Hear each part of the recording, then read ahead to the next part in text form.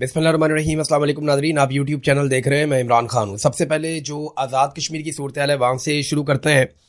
आज़ाद कश्मीर में आज इंतखाबात हो रहे हैं। ये लगभग 5 मिलियन की आबादी है और इसके लिए भी 3 हिस्सों में इंतखाबात रखे गए हैं। यानी आबादी लाहौर से आधी भी नहीं है और इंतखाबात हो रहे हैं 3 हिस्सों में आज़ाद कश्मीर में। वजह यह है कि वहाँ के लोग डट कर खड़े हैं, वो पीछे हट नहीं रहे और एस्टेब्लिशमेंट को हर हाल में वहाँ पे एक कठपुतली हुकूमत कायम करनी है और उसके लिए वो कोशिश कर रहे हैं। हकीकत तो यही है, अब आप इससे आंखें चुरा सकते हैं। बिलावल ने पूरी कोशिश की किसी तरह वो लोगों को राम कर सकें, उन्हें ये कह सकें कि वो अपोजिशन में थे, वो कुछ नहीं कर पा रहे आज़ाद कश्मीर के लिए, तो उन्हें बहुत ज़्यादा सीटें चाहिए, उन्हें जिताया जाए ताकि वो आज़ाद कश्मीर के लोगों को उनके हकूक़ दिला सकें। हालांकि इस वक्त बिलावल की ही हुकूमत है आज़ाद कश्मीर में। पाकिस्तान पीपल्स पार्टी इक़्तिदार में है आज़ाद कश्मीर में, उनका वज़ीर आज़म है, सारा सेटअप उनके कंट्रोल में है और उन्होंने ही जितना जुल्म और बर्बरियत हुई है, जो नोटिफिकेशंस जारी हुए हैं और जितने भी गलत फैसले हुए, वो पाकिस्तान पीपल्स पार्टी की आज़ाद कश्मीर हुकूमत ने किया। और वफाक के अंदर PMLN बैठी हुई है। जो कुछ भी वफाक की जानिब से हो रहा है आज़ाद कश्मीर में, उसके लिए शहबाज शरीफ, नवाज शरीफ और उनकी सरकार जिम्मेदार। अब देखें ना, कभी ये सिंध के बच्चे बन जाते हैं कि जी मैं सिंध का बेटा हूँ, सिंध की बेटी हूँ, कभी ये बन जाते हैं मैं पंजाब की बेटी हूँ, मैं पंजाब का बेटा हूं। अब ये सारे जाके आज़ाद कश्मीर के बच्चे और बेटे बेटियां बन गए। तो ये सिर्फ सियासतदानों का रिश्ता आवाम के साथ सिर्फ इलेक्शन तक ही होता है। ये इलेक्शन के नारे और दावे चल रहे हैं। आपको याद होगा इन्होंने कहा था पाकिस्तानियों को कि हम आपको 300 यूनिट तक बिजली मुफ्त देंगे। फिर हमने देखा कि जो 100 यूनिट वाले हैं उनके भी बिल इतने आए कि माजी में 500 यूनिट के भी इतने बिल नहीं आते थे, 400 यूनिट के भी इतने बिल नहीं आते थे जितने बिल इन्होंने 100-150 यूनिट वालों को भेजना शुरू कर दिए। तो 300 यूनिट तक इन्होंने बिजली मुफ्त देनी थी, मोटरसाइकिल वालों को पेट्रोल मुफ्त देना था और बेशुमार वादे इन्होंने पाकिस्तानियों से किए थे। महंगाई खत्म कर देंगे, पेट्रोल 70 रुपए लीटर होगा। जिस शख्स ने पेट्रोल 70 रुपए लीटर देने का वादा किया था, उस शख्स के दौर में पेट्रोल के ऊपर जो टैक्स है वही लगभग 125 रुपए का है। इतना इन्होंने कौम के साथ झूठ बोला और फ्रॉड किया। ऐसा ही झूठ और फ्रॉड ये आज़ाद कश्मीर के लोगों के साथ भी करेंगे। तो ज़्यादा उम्मीदें बांधने की ज़रूरत नहीं है। आप वोट डालना चाहते हैं, निकल कर वोट डालें, लेकिन आप खातिर जमा रखिए। ये लोग कभी अपने वादे पूरे नहीं करेंगे और मैं इस बुनियाद पे कह रहा हूँ कि इन दोनों जमातों को लगभग 50-50 साल होने वाले हैं। इनकी सियासत को 50-50 साल लगभग होने वाले हैं और इन्होंने इन 50-50 सालों में कई मरतबा बारियां लगाई हैं, लेकिन पाकिस्तानियों को इसके बदले में इन्होंने दिया कुछ नहीं। आज का खेल क्या है मैं थोड़ा सा आपको बता देता हूं। अब से थोड़ी देर के बाद कुछ मनाजिर आप देखेंगे सोशल मीडिया पे, PMLN और पीपल्स पार्टी के लोग वो मनाजिर डालेंगे। काला चैनल भी इसमें अपना रोल प्ले करेगा। किया ये जाएगा और ये अहकामात जारी किए गए हैं दोनों पॉलिटिकल पार्टीज को कि आपके जितने भी कारकुन हैं, बच्चे बचाए आपके पास, आपने उन्हें वोट डालने का नहीं कहना, आपने उन्हें पहले कतार में लगने का कहना है। कोशिश करें कि 100 लोग, 50 लोग, 200 लोग कतारों के अंदर खड़े हुए नजर आएं और वहां पे आप लोगों की वीडियोस बना लें और फिर आप सोशल मीडिया पे डालें कि देखें कितनी बड़ी तादाद में लोग निकले आज़ाद कश्मीर में वोट डालने के लिए। देखें हर MNA या MPA के 100, 200, 400 लोग तो अपने जाती होते ही है ना, पंजाब में भी, सिंध में भी। इसी तरह जो आज़ाद कश्मीर में उम्मीदवार इलेक्शन लड़ रहे हैं, कोई बहुत ज्यादा नहीं तो 100, 200, 300, 400 लोग तो उनके अपने जाती होते हैं, फैमिली बरादरी के करीबी मुलाजमीन ही जो है वो 50-60 बंदा निकल आता है कम से कम घर से ही।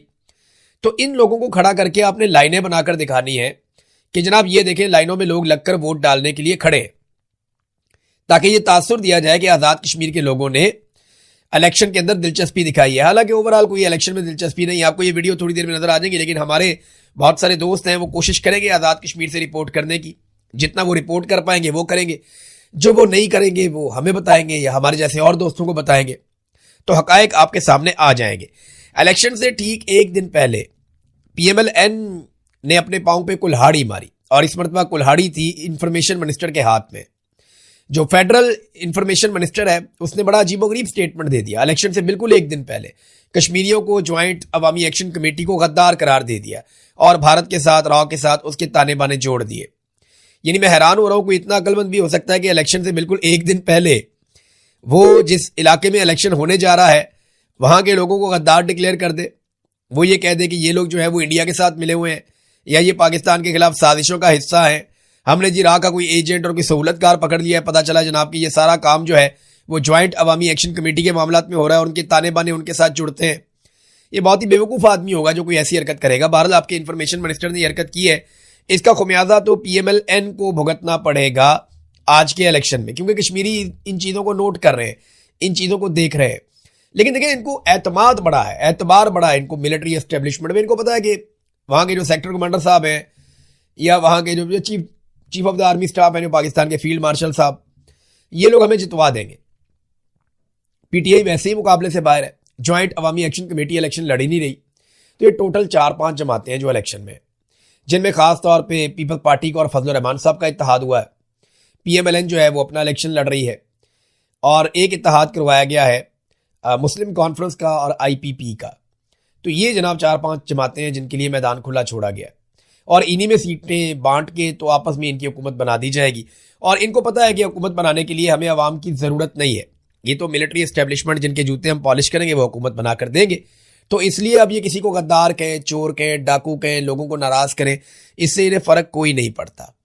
علیمہ خانم ناظرین جہاں جہاں پبلک میں جا رہی ہے کافی اچھا ان کو رسپانس مل رہا ہے. انہوں نے 3 مطالبات سامنے رکھے ہیں. یہ تینوں مطالبات بڑے امپارٹنٹ ہیں. انہوں نے کہا جی جو ہم تحریک چلانے جا رہے ہیں, اور ہم نے پارٹی سے بھی کہا ہے کہ آپ پلاننگ کریں اور تیاری پکڑیں, ہم تیار ہیں, لوگ نکلنے کے لیے تیار ہیں. ہمارا پہلا مطالبہ یہ ہے کہ عمران خان کا اسپتال میں علاج کروایا جائے. ہمارا دوسرا مطالبہ یہ ہے کہ عمران خان کی قید تنہائی کا خاتمہ کیا جائے, ان کی ملاقاتیں بحال کی جائیں, ان کے تمام قانونی حقوق بحال کیے جائیں. تیسرا مطالبہ انہوں نے کہا جی ہمارا تیسرا مطالبہ یہ ہے کہ ججز اگر انصاف نہیں دے سکتے تو وہ اپنے گھروں کو جائیں, نا انصافی کر کے مجرم نہ بنے, عدالتیں بند کریں اور اپنے گھر جائیں. نا انصافی کرنے والے ججز گھر جا کر بچوں کو کیا بتائیں گے؟ عمران خان کو جیل میں رکھنے کے بدلے حرام کا پیسہ گھر لا رہے ہیں. ججز کی ذمہ داری ہے کہ وہ ناانصافی کے خلاف ڈٹ جائیں, پوری قوم ان کے ساتھ کھڑی ہوگی. یہ جناب علیمہ خانم کا سٹیٹمنٹ ہے.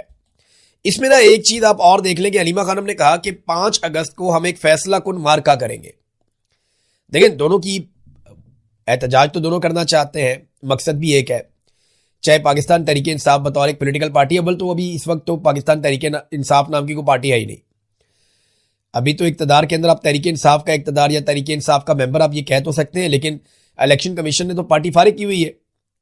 تو ایک طرف جو لیڈرشپ ہے اس کا مقصد بھی یہ ہے کہ عمران خان صاحب رہا ہو جائے.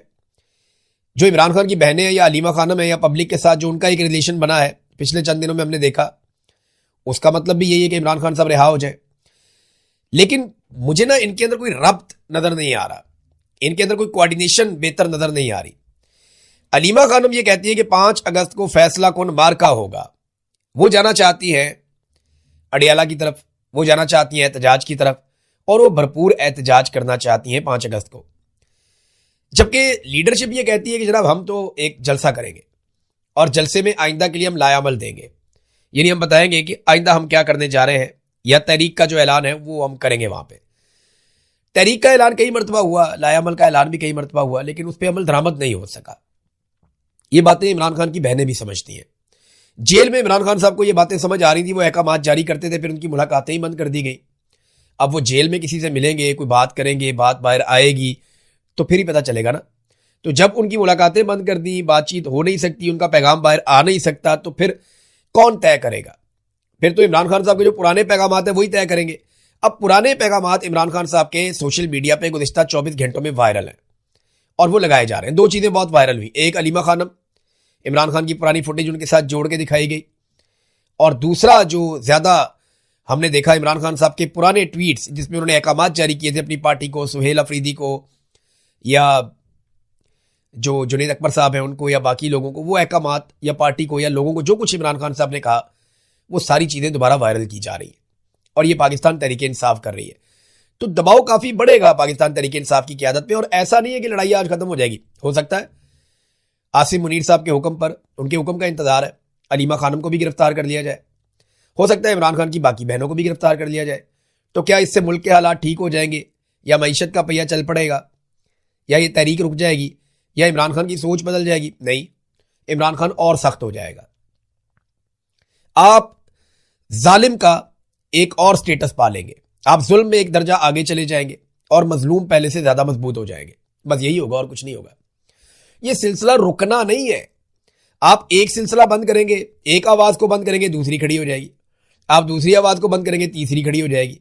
یہ مزاحمت ہے اور یہ چلتی رہے گی، کبھی زیادہ کبھی کم، کبھی اس شکل میں کبھی اس شکل میں، کبھی کسی خاتون کی آواز میں کبھی کسی مرد کی آواز میں، کبھی بہت زوردار طریقے سے کبھی ہلکے ہلکے انداز میں، کبھی اون کھوسا کی طرح کوئی آدمی اٹھے گا اور وہ ایک ایسا اشارہ دے جائے گا جس سے آپ کا سارا بیانیہ زبردوز ہو جائے گا، کبھی کوئی بہت مضبوط آواز ارشد شریف کی طرح اٹھے گی اور وہ دو ایسے جملے بول دے گی جو آپ کا پیچھے ہی نہیں چھوڑیں گے. یہ لڑائی چلتی رہے گی، یہ جان نہیں آپ کی چھوٹنی جب تک کہ آپ اپنے آئینی کردار میں واپس نہیں جاتے.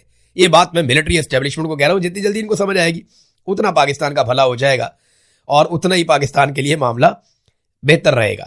ناظرین، رانا ثناء اللہ صاحب نے اپنی اتحادی جماعت پاکستان پیپلز پارٹی پہ ایک الزام لگایا تھا. انہوں نے کہا جی یہ لگ بھگ 3000 ارب روپیہ یہ لوٹ کے گلف ممالک میں لے گئے. پیپلز پارٹی پہ انہوں نے الزام لگایا. تو ہمارے ایک جرنلسٹ ہیں دوست شہزاد اقبال صاحب، انہوں نے سوال کر لیا رانا ثناء اللہ صاحب سے. انہوں نے پوچھا جناب کہ آپ نے کہا تھا کہ 3000 ارب یہ لے گئے لوٹ کے، تو اس کی تفصیلات کیا ہیں؟ رانا صاحب ناراض ہو گئے. انہوں نے کہا جی آپ کو یہ حق ہی نہیں پہنچتا سوال کرنے کا، یعنی ہم جس پہ مرضی الزام لگائیں آپ سوال بھی نہیں کر سکتے. دیکھیں پبلک کا پیسہ چوری ہوا نا، 3000 ارب جو چوری ہو کر گیا وہ رانا ثناء اللہ کی جیب سے یا نواز شریف کی جیب سے تو نہیں گیا جو وہ کہتے ہیں جی ہمارا پیسہ گیا آپ کو کیا لگے. نہیں، یہ قوم کا پیسہ چوری ہو کر گیا. اور جو میڈیا کام کرتا ہے وہ لوگ دیکھتے ہیں نا، اس کو سنتے ہیں. تو میڈیا نے تو وہ خبر پہ کام کرنا ہے. جب 3000 ارب چلا گیا تو میڈیا تو پوچھے گا جناب آپ کہہ رہے ہیں چلا گیا، کہاں چلا گیا، کون لے گیا اور کیسے واپس آئے گا؟ یہ سوال تو میڈیا کو کرنے ہیں. تو رانا صاحب کہتے ہیں نہیں جی اس سے پی ایم ایل این اور پیپلز پارٹی کی لڑائی ہو جائے گی، یعنی اس سے بد اعتمادی، یعنی آپ پیٹ پیچھے ایک دوسرے کو جو مرضی سٹیٹمنٹ دیتے رہے، آپ کے سٹیٹمنٹ کے اوپر آپ سے سوال بھی نہ کیا جائے. مجھے ایک واقعہ یاد آ گیا، یہ رانا ثناء اللہ کی نا پرانی عادت ہے، میں بتاتا ہوں کیسے. یہ بات ہے اس وقت کی جب شہباز شریف پہلی مرتبہ واپس آنے کے بعد وزیر اعلیٰ بنا پنجاب کا اور پیپلز پارٹی کی حکومت ہوا کرتی تھی. پنجاب میں ینگ ڈاکٹرز نے احتجاج شروع کر دیا. ان کا احتجاج بہت زیادہ وسیع ہو گیا. اس احتجاج کے نتیجے میں ایمرجنسی بھی بند ہو گئی اور آؤٹ ڈور بھی بند ہو گیا. کچھ مریضوں کا انتقال ہو گیا. حکومت نے ڈاکٹروں کے اوپر پرچے دینا شروع کر دیے کہ جو مریض مرے ہیں اس کے لیے ذمہ دار ڈاکٹرز ہیں. پھر کچھ دن گزرے، ڈاکٹروں کی اور حکومت کی صلح ہو گئی. جب یہ ڈاکٹر اور حکومت اکٹھے بیٹھے ہوئے تھے تو ہم میڈیا والوں نے وہاں پہ سوال پوچھا کہ جناب جو مریض مر گئے تھے آپ لوگوں کی لڑائی میں، اب اس کے لیے ذمہ دار کون ہے؟ تو رانا ثناء اللہ نے، مجھے اچھی طرح یاد ہے اس وقت کہا تھا اس کے لیے ذمہ دار میڈیا ہے. تو میڈیا والے سر پکڑ کے بیٹھ گئے، جناب ہم کہاں سے آگے ذمہ دار؟ کہتے جی کیونکہ آپ خبریں دے رہے تھے لوگ مر رہے تھے تو آپ نے بتایا لوگ مر رہے تھے، آپ ذمہ دار ہیں اس کے لیے. تو رانا ثناء اللہ صاحب گول مول جواب دے کے نکل لیے. ڈاکٹر بھی ان کی شکل دیکھ رہے تھے کہ یہ کیسا آدمی ہے. ہم بھی سوچ رہے تھے یار عجیب ڈٹائی ہے، یعنی پہلے خود آپس میں لڑتے رہے، مریض مر گئے، پرچے ڈاکٹروں پہ دے دیے. آج جب صلح ہوئی تو ہم نے پوچھا جناب کہ جو مر گئے مریض ان کا کیا بنے گا؟ تو اس پہ ہمیں جواب کیا دیا کہ جناب اس کے لیے ذمہ دار میڈیا ہے، نہ ڈاکٹر ذمہ دار ہیں نہ حکومت ذمہ دار ہے، کیونکہ ہماری ہو گئی ہے صلح. تو یہ پرانا واردات کا طریقہ ہے. محسن نقوی نے بھی کہا تھا نا کہ لگ بھگ 100 ارب ڈالر پاکستانیوں کا لوٹ کر پہنچا دیا گیا ہے پاکستان سے باہر. دبئی میں چلا گیا، باقی عرب ممالک میں چلا گیا. 100 ارب ڈالر. عاصم منیر صاحب کہہ رہے تھے پیسہ لے کر پاکستان آؤں گا، ابھی امریکہ سے 10 ارب ڈالر باندھتے ہیں. 100 ارب ڈالر پاکستان سے نکل گیا 3 سال میں، اور کوئی پرسانے حال نہیں ہے، کوئی پوچھنے والا نہیں ہے کہ پیسہ کیا کہاں پہ اور واپس کیسے آئے گا. ایک خبر حامد میر صاحب نے بھی دی ہے. حامد میر صاحب بڑے شاندار جرنلسٹ ہیں اور انہوں نے ہمیشہ بڑی اچھی خبریں دی ہیں، بہت بڑی بڑی خبریں بریک بھی کی ہیں انہوں نے. اور ان کی جو چیز مجھے ایک پسند ہے نا حامد میر صاحب کی، دیکھیں اختلاف ہو سکتا ہے، مجھے ماضی میں کچھ چیزوں سے اختلاف رہا، آج بھی ہو سکتا ہے، کل بھی ہو سکتا ہے، لیکن وہ اپنی آواز نہیں بند ہونے دیتے. حامد میر صاحب کو جب کبھی آف ایئر بھی کیا گیا تو وہ کوئی نہ کوئی پلیٹ فارم پکڑ کے نا وہ اپنی آواز بند نہیں ہونے دیتے، وہ بات کرتے رہتے ہیں. ہمارے بہت سارے صحافی ہیں وہ تھک جاتے ہیں، ڈر جاتے ہیں، جب ان کا ٹی وی چینل ان سے چھین لیا جاتا ہے وہ بولنا ہی بند کر دیتے ہیں. وہ کہتے ہیں ٹھیک ہے جی جب کھلے گا ٹی وی چینل تو پھر دیکھیں گے. نہیں، حامد میر صاحب کوئی نہ کوئی پلیٹ فارم پکڑ کے وہ اپنا کام کرتے رہتے ہیں، لگے رہتے ہیں، مقابلہ کرتے ہیں. یہ ان کی اچھی بات ہے. میر صاحب نے خبر دی ہے جی کہ اب 28ویں آئینی ترمیم بھی آ رہی ہے، 29ویں بھی، 30ویں بھی، 31ویں بھی، 32ویں بھی. یہ وزیر اعظم کی ٹیبل پہ پڑی ہوئی ہے ساری، اور ایک بڑا میگا سٹرکچر ہے جو آئین کے ساتھ کیا جانا ہے. ایک بہت بڑا نیا سٹرکچر ہے، ڈیزائن ایک کیا ہوا ہے پورا، اور اس کو کرنے کے لیے ساری ترامیم ایک ایک کر کے پاس کی جائیں گی. حامد میر صاحب کو یہ ایک سورس نے خبر دیا. آج سے کچھ عرصہ پہلے مجھے بھی ایک سورس اسی طرح سے یہ بات کر رہا تھا، اور اس نے مجھے کہا عمران صاحب آپ تو 28ویں ترمیم کو رو رہے ہیں نا اپنے ویلاگ میں, 29ویں, 30ویں, 31ویں, 32ویں, 33ویں بھی آ رہی ہے, اور یہ ساری چیزیں طے ہو چکی ہیں, پہلے سے پڑی ہوئی ہیں. یہ مجھے میرے ایک سورس نے کہا تھا, لیکن مجھے اس کی بات پہ یقین نہیں آیا. آج حامد میر صاحب نے خبر دی ہے تو میں یہ کہوں گا کہ وہ بھی دوبارہ اس کو ری چیک کریں. وجہ پتہ ہے کیا ہے کہ کیونکہ 28ویں آئینی ترمیم میں یہ بہت سارے اور ایسے کام کرنے جا رہے ہیں جو پاکستان کو جمہوری نقطہ نظر سے مزید برباد کر دیں گے, پاکستان کے اداروں کو مزید کمزور کر دیں گے اور ہمیں مزید دھکیل دیں گے گہرائی کے اندر. یہ پاکستان کی اسٹیبلشمنٹ 28ویں آئینی ترمیم میں کروانے جا رہی ہے. اب کیونکہ 28ویں آئینی ترمیم میں انہوں نے بہت گند مارنا ہے تو یہ اس کو نارملائز کرنے کے لیے کہہ رہے ہیں کہ یہ 28ویں کو روتے ہو, 29ویں, 30ویں, 31ویں, 32ویں نارملائز کرنے کے لیے وہ بھی تیار پڑی ہیں. یہ صرف آپ کو سائیکولوجیکلی نارملائز کرتے ہیں کہ جناب ہم تو پیٹرول کی قیمت 1000 روپے لیٹر بھی کر سکتے ہیں. آپ جب یہ کہتے ہیں اور پھر آپ 5 روپے بڑھا دیتے ہیں تو لوگوں کو لگتا ہے یار 1000 شکر نہیں ہوا. سمجھ آئیے آپ کو بات؟ یہ ایک سائیکولوجیکل گیم ہے جو یہ کھیلتے ہیں. مثال کے طور پہ ہم 10,000 آدمیوں کو گولی مار سکتے ہیں, وہاں پہ 2 یا 4 آدمی مارے گئے تو وہ کہیں گے یار تو 10,000 کو مار سکتے تھے, ہم نے نہیں مارا, ہم نے تو بڑا ریسٹرینٹ کا مظاہرہ کیا, لیکن 4-6 بندے تو مار دیے نا, تو وہ کسی کھاتے میں نہیں آئیں گے. اسی طرح جہاں پہ یہ کہتے ہیں جی ہم تو اربوں خربوں کی کرپشن کر سکتے ہیں, یہ تو بھائی جان چند ہزار کا یا چند لاکھ کا معاملہ ہے, آپ کیا کرتے ہیں؟ تو اسی طرح یہ آئینی ترمیم کو بھی نارملائز کرنے کے لیے مجھے ایسا لگتا ہے اس کو ری چیک کرنا چاہیے, کیونکہ مجھے جب یہ خبر دی گئی تھی تو میں نے اس کو اس اینگل سے دیکھا تھا, میں نے ری چیک بھی کیا تھا, تو مجھے کہیں اور سے کوئی شواہد نہیں ملے تھے. تو یہ سسٹم بعد اوقات خبریں پھیلاتا ہے, جعلی خبر اپنے سورسز کے ذریعے سے باہر نکالتا ہے. میر صاحب بہت سمجھدار اور بہت پرانے اور گھاگ جرنلسٹ ہیں, مجھے پتا ہے کہ وہ نتیجے تک بہت جلدی پہنچ جائیں گے. ناظرین, پاکستان کے ایٹمی اثاثوں کے خلاف ایک باقاعدہ ڈاکومنٹری چلائی گئی ہے DW نیوز پہ. دیکھیں کوئی اچھی خبر نہیں ہے. پاکستان کے ایٹمی اثاثوں کے حوالے سے ہمیشہ سے نیگیٹو پروپیگنڈا ہوتا رہا, ہمیشہ سے کہا جاتا رہا پاکستان ایک کمزور ملک ہے, یہاں دہشت گردی ہے, یہاں پہ انتہا پسندی ہے, یہ مالی نقطہ نظر سے بہت کمزور ہے, انتظامی نقطہ نظر سے بہت کمزور ہے, فوج کا بہت زیادہ کنٹرول ہے اس ملک میں, جمہوریت نہیں ہے, تو یہ جو ایٹمی اثاثے ہیں یہ محفوظ ہاتھوں میں نہیں ہے. بار بار یہ کہا جاتا رہا, ماضی میں پروپیگنڈا کیا جاتا رہا. ابھی باقاعدہ ایک ڈاکومنٹری جو ہے وہ اس کے حوالے سے جرمنی کا ایک جو اسٹیٹ سپانسرڈ ادارہ ہے DW, اس نے ایک ڈاکومنٹری, یہ 52 منٹ کی ڈاکومنٹری, اگر آپ دیکھیں تو آپ کو آئیڈیا ہو جائے گا کہ انہوں نے پاکستان میں کتنے کیڑے نکالے. ڈاکومنٹری کا عنوان ہے Pakistan nuclear power at a cross road, یعنی ایک دوراہے کے اوپر کھڑی ہوئی نیوکلیئر پاور پاکستان. یہ ان کا ایک جو نام رکھا ڈاکومنٹری کا وہ انہوں نے یہ رکھا. وہ کہتے ہیں یہاں انتہا پسندی ہے, عدم برداشت ہے, تشدد میں اضافہ ہو گیا ہے, مالیاتی دیوالیہ پن ہے, معیشت بہت ناقص ہے پاکستان میں, سیاسی پولرائزیشن بہت بڑھ گئی ہے, ملک کا سب سے مقبول آدمی جو ہے وہ جیل کے اندر پڑا ہوا. ہر چیز انہوں نے ایک ایک بتائی اور بتا کے انہوں نے کہا جی کہ جو ایک کمزور اور بدعنوان سیاسی اشرافیہ اور سیاست پر فوج کا مضبوط کنٹرول ہے اس وقت, یہ ساری چیزیں پلس مائنس کرنے کے بعد وہ یہ تو نہیں بتاتے کہ اب رستہ کے آگے بڑھنے کا, لیکن وہ یہ کہتے ہیں کہ یہ ایٹمی طاقت ہے اور ایٹمی اثاثوں کی حفاظت اور سیکیورٹی کو خطرے میں ڈال سکتے ہیں یہ حالات. یہ سوال انہوں نے چھوڑا. تو یہ ایک مرتبہ پھر پاکستان کے خلاف پروپیگنڈا. اور دیکھیں جب آپ اس قسم کے حالات پیدا کرتے ہیں نا, جب آپ ظلم اور بربریت کرتے ہیں, جب آپ معیشت کو تباہ و برباد کر دیتے ہیں, جب آپ دہشت گردی کو سپانسر کرتے ہیں کہ آنے دو دہشت گردوں کو, کوئی بات نہیں, اور پھر وہ آپ کے ہاتھ سے نکل جاتے ہیں, جب آپ اس قسم کے تجربے کرتے ہیں, انسانی حقوق کی بدترین پامالیاں کرتے ہیں, تو پھر دنیا آپ کو شک کی نظر سے ہی دیکھتی ہے. پھر آپ دنیا کو موقع دیتے ہیں کہ وہ آپ کے اوپر انگلی اٹھائے. دنیا تو ہم پہ پہلے بھی انگلیاں اٹھاتی تھی, بلا وجہ بھی اٹھاتی تھی, اب آپ انہیں انگلیاں اٹھانے کے لیے وجہ بھی فراہم کر رہے ہیں, یہ بڑا انفارچونیٹ ہے. تو ان چیزوں پہ اگر کوئی بہتری لا سکتا ہے ان چیزوں میں اور ان چیزوں کو ٹھیک کر سکتا ہے تو وہ پاکستان کا سیاستدان ہے, پاکستان کا ایک مثبت چہرہ, پاکستان کے سویلینز, وہ ان چیزوں کو ٹھیک کر سکتے ہیں. ملٹری جنرلز کبھی بھی ان چیزوں کو ٹھیک نہیں کر سکتے اور کبھی بھی ایک اچھا سافٹ امیج ہمارے ملک کا وہ نہیں بنا سکتے, بنا پائیں گے بھی نہیں. عبدالحکیم کاکڑ صاحب جو شہید ہوئے جج صاحب, ان کے قتل کے حوالے سے بلوچستان میں جس طرح آواز اٹھ رہی ہے اور جس طرح اندر ہی اندر ایک لاوا پکڑا ہے, یہ کسی کو آئیڈیا بھی نہیں ہے. آپ بلوچستان میں کسی سے بھی بات کریں, وہ عبدالحکیم کاکڑ شہید کی بات کرتا ہے کہ یہ ایک انصاف پسند جج تھے, انہوں نے کافی ایسے فیصلے دیے جن میں بہت انصاف ہوا تھا. خاص طور پہ CTD کے خلاف انہوں نے ایک فیصلہ دیا تھا. عبدالحکیم صاحب جو جنہیں قتل کیا گیا, انہوں نے تربت میں CTD کے خلاف FIR درج کرنے کا حکم دیا. CTD نے بالاج مولا بخش کو مبینہ طور پہ حراست میں لے کر قتل کر دیا تھا, جس کے بعد بلوچستان میں شدید احتجاج ہوا تھا، جو اسلام آباد میں 1 مہینے تک جاری رہنے والے دھرنے پر ختم ہوا تھا یہ احتجاج۔ اور اسی کیس میں جج عبدالحکیم نے جو فیصلہ لکھا تھا وہ یہ میرے سامنے پڑا ہوا ہے، اس میں انہوں نے کہا تھا کہ I cannot be believed that 3 terrorists attacked upon CDD team with deadly weapons, but surprisingly no one from CDD team sustained a minor injury, while deceased Balaj, who was in their custody, has died. وہ کہتے ہیں جی کہ میں اس بات پہ یقین نہیں کر سکتا کہ دہشت گرد حملہ کرتے ہیں CDD کے اوپر، کوئی بندہ بھی ان کا معمولی زخمی نہیں ہوتا اور بالاج جو ان کی کسٹڈی میں ہے وہ مر جاتا ہے۔ تو انہوں نے کہا تھا کہ CDD کے اوپر مقدمہ درج کیا جائے۔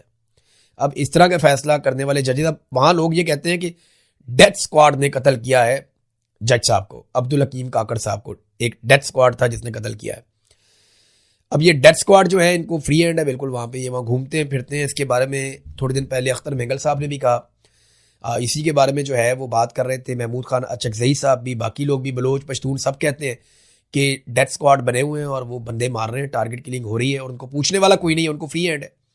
تو یہ جج صاحب والا معاملہ جو ہے نا، اس میں انصاف نہ ہوا تو یہ بلوچوں کو ایک اور ایسا مدعا مل جائے گا جو لمبا چلے گا۔ اب تک کے لیے اتنا ہی، اپنا خیال رکھیے گا، اپنے اس چینل کا بھی۔ اللہ حافظ۔